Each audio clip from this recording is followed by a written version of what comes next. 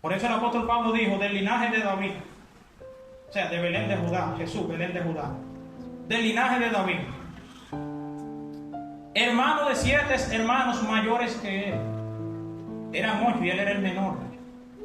Ese era David. David,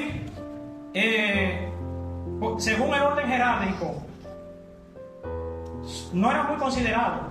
O sea, incluso cuando el profeta Samuel va a seleccionar al que Dios le dijo, fíjense que el último en la fila era él.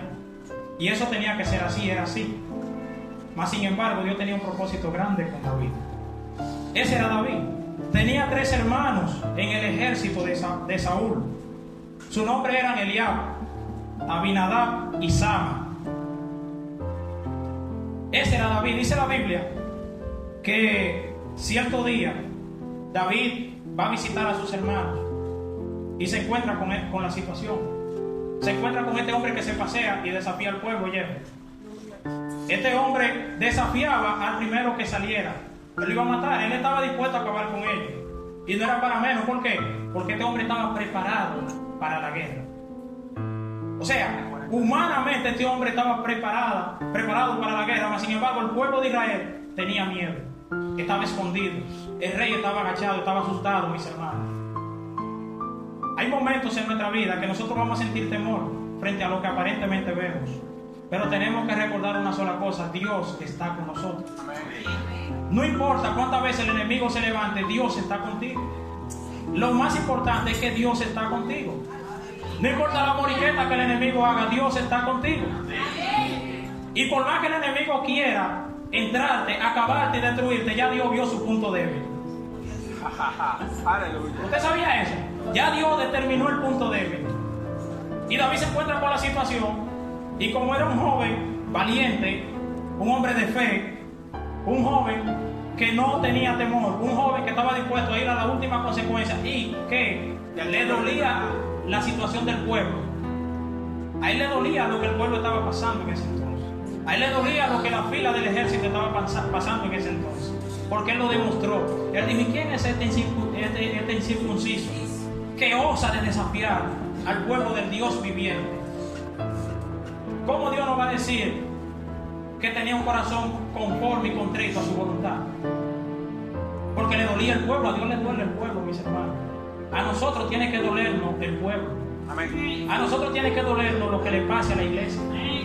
A nosotros tiene que dolernos los problemas de nuestros hermanos. Porque somos un cuerpo en Cristo Jesús. Somos uno en Cristo. Cristo es la cabeza y nosotros somos la demás parte del cuerpo. Por tanto, lo que le pase a la iglesia, a nosotros debe de dolernos. No podemos regocijarnos. Cuando el enemigo se levanta y quiere destruir, nosotros tenemos que estar ahí. ¿Para qué? Para construir, para edificar, para aconsejar, para ayudar, para aportar y para guiar. A eso Dios nos ha llamado. Muchas veces el enemigo se levanta y quiere acabar con la iglesia, quiere destruir a la iglesia, quiere acabar con los hermanos. ¿Y qué pasa? A veces nos dejamos llevar por la corriente, nos dejamos llevar por la ola que está pasando. Y no logramos entender que es una artimaña del enemigo para destruir la iglesia. Si todos tenemos el mismo enemigo en común, Satanás es más letal con la iglesia que con lo de afuera. ¿Por qué? Porque lo único que le hace resistencia a Satanás directamente, ¿qué es? La iglesia, el pueblo de Dios. Por consiguiente, nosotros tenemos que mantenernos en vela, pendiente a todo lo que sucede en la casa del Señor. Y tratar de ayudar, de aportar, de guiar. Amén. Este hombre se levantó y desafió al enemigo. Siempre lo va a desafiar. El enemigo siempre va a buscar la forma de sembrar temor, pánico y miedo y de división y de todas las cosas, vida y por haber. El enemigo va a tratar de sujetarnos a su voluntad, no a la voluntad de Dios. Porque la voluntad de Dios va en contra de la voluntad de él. Goliat, su único objetivo era que el pueblo se someta a la voluntad de ellos, porque automáticamente el pueblo se sometía, la batalla estaba ganada. Automáticamente la iglesia se doblega ante lo que el enemigo quiere. ¿Quién ganó? Ganó el enemigo. Entonces este hombre desafía al pueblo y David se encuentra con la situación. David fue a ver en qué estaban sus hermanos, porque su padre le había enviado a llevarle comida, a vigilarlo. David estaba cerca en ese momento. Dice la Biblia que este hombre ya tenía 40 días desafiando al pueblo. Pero cuando el perro entra hay un problema feo. Pero un día se encontró con un joven al cual él subestimó. O sea, Goliat tenía toda la razón para subestimar a David. ¿Por qué? Era joven. Goliat sabía quiénes eran los hombres de guerra. Vio cierta característica en él y dijo: este se le ve que nunca ha portado una jabalina, este se le ve que nunca ha portado una lanza, una flecha, etcétera, etcétera. ¿Acaso soy un perro para que me traten así? Eso es la palabra de Goliat, poniendo en poco lo que David podía e iba a hacer. Muchas veces el enemigo, entiéndase Satanás, entiéndase el hermano que se levante en nuestra contra, entiéndase el compañero de trabajo que también se levante en nuestra contra, el vecino, va a subestimar eso. Pero ven acá, ¿y qué es lo que se cree? Pero hay algo que él no sabe, que mayor es